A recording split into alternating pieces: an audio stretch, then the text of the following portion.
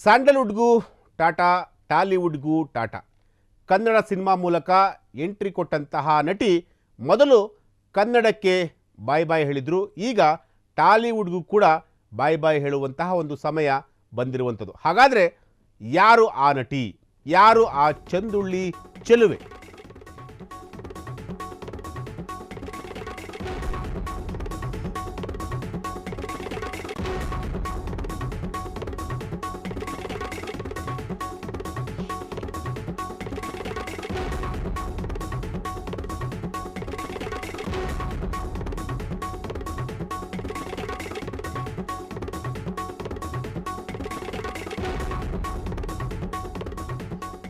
S, ಸ್ಯಾಂಡಲ್ವುಡ್ಗೂ Tata ಹೇಳಿದ್ದಾರೆ, ಟಾಲಿವುಡ್ಗೂ ಕೂಡ ಟಾಟಾ ಹೇಳಿದ್ದಾರೆ.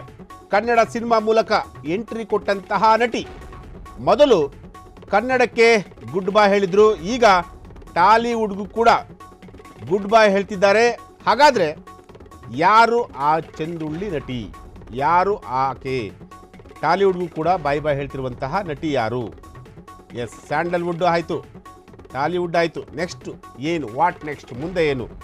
ಅವರು ಯಾವ ಸಿನಿ ರಂಗಕ್ಕೆ ಹೋಗ್ತಾರೆ? ಈಗಾಗಲೇ ಸ್ಯಾಂಡಲ್ವುಡ್ ಮುಗೀತು, ಟಾಲಿವುಡ್ ಮುಗೀತು, ಕಾಲಿವುಡ್ಗೆ ಹೋಗಬೇಕು, ಇಲ್ಲ ಬಾಲಿವುಡ್ಗೆ ಹೋಗಬೇಕು. ಇವೆರಡೇ ಆಪ್ಷನ್ ಇರೋದು. ಹಾಗಾದರೆ ಆ ನಟಿ ಯಾರು? ಈ ಎರಡಕ್ಕೂ ಕೂಡ ಗುಡ್ ಬೈ ಹೇಳಿರುವಂತಹ ನಟಿ ಯಾರು?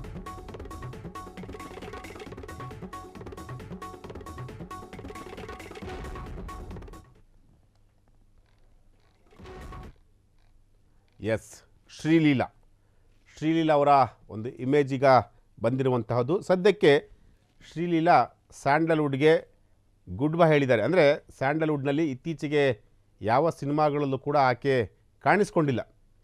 ಕೊನೆ ಸಿನಿಮಾ ಮೋಸ್ಟ್ಲಿ ಶ್ರೀ ಮುರಳಿಯವರ ಜೊತೆ ನಟಿಸಿದಂತಹ ಒಂದು ಸಿನಿಮಾ. ಆ ಸಿನಿಮಾ ಆದಮೇಲೆ ಮತ್ತೆ ಯಾವ ಸಿನಿಮಾಗಳಲ್ಲೂ ಕೂಡ ಅವರು ಕಾಣಿಸ್ಕೊಂಡಿಲ್ಲ. ಮೊನ್ನೆ ಪುಷ್ಪ 2 ಆ ಒಂದು ಸಿನಿಮಾದಲ್ಲಿ ಒಂದು ಸಾಂಗ್ಸಲ್ಲಿ ಮಾತ್ರ, ಐಟಮ್ ಸಾಂಗ್ಸಲ್ಲಿ ಮಾತ್ರ ಅವರು ಕಾಣಿಸ್ಕೊಂಡಿದ್ರು.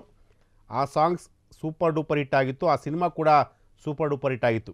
ಈಗ ಸ್ಯಾಂಡಲ್ವುಡ್ ಮತ್ತು ಹಾಗೆ ಟಾಲಿವುಡ್ ಇವೆರಡಕ್ಕೂ ಕೂಡ ಬಾಯ್ ಬಾಯ್ ಹೇಳಿ ಮುಂದೆ ಏನು ಮಾಡ್ತಿದ್ದಾರೆ, ಮುಂದೆ ಏನು ಮಾಡ್ತಾರೆ? ಸೊ ಆ ಒಂದು ಸ್ಟೋರಿಯನ್ನು ನಿಮ್ಮ ಫ್ರೀಡಮ್ ಟಿವಿ ಈಗ ರಿವೀಲ್ ಮಾಡ್ತಾ ಇದೆ. ಎಸ್, ಆ ನಟಿ ಸ್ಯಾಂಡಲ್ವುಡ್ ಬಿಟ್ಟು ಟಾಲಿವುಡ್ನಲ್ಲಿ ಸೆಟಲ್. ಕನ್ನಡದಲ್ಲಿ ಸೋತ ನಟಿಗೆ ತೆಲುಗಿನಲ್ಲಿ ಅವಕಾಶ. ತೆಲುಗಿನಲ್ಲಿ ಕಡಿಮೆ ಸಮಯದಲ್ಲಿ ಸ್ಟಾರ್ಡಮ್ ಸಿಕ್ಕಿದೆ. ಒಂದೇ ಸಿನಿಮಾದಿಂದ ರಾತ್ರೋರಾತ್ರಿ ಸ್ಟಾರ್ ಆದಂತಹ ನಟಿ ಶ್ರೀಲೀಲಾ ಅವರು. ಸ್ಟಾರ್ ನಟರ ಜೊತೆ ಸಿನಿಮಾ ಮಾಡಿ ಹಿಟ್ ಕೊಟ್ಟಂತಹ ನಟಿ. ಆ ನಟಿ ಬೇರೆ ಯಾರೂ ಅಲ್ಲ, ಶ್ರೀಲೀಲಾ. ನಾವಾಗಲೇ ಸ್ಕ್ರೀನ್ ಮೇಲೆ ತೋರಿಸ್ದಂಗೆ ಶ್ರೀಲೀಲಾ ರಾತ್ರೋರಾತ್ರಿ ಸ್ಟಾರ್ ಆದಂತಹ ನಟಿ. ತೆಲುಗಿನಲ್ಲಿ ಈಗ ಸಾಕಷ್ಟು ಸ್ಟಾರ್ಡಮ್ಮನ್ನು ಪಡೆದುಕೊಂಡಿರುವಂತಹ ನಟಿ.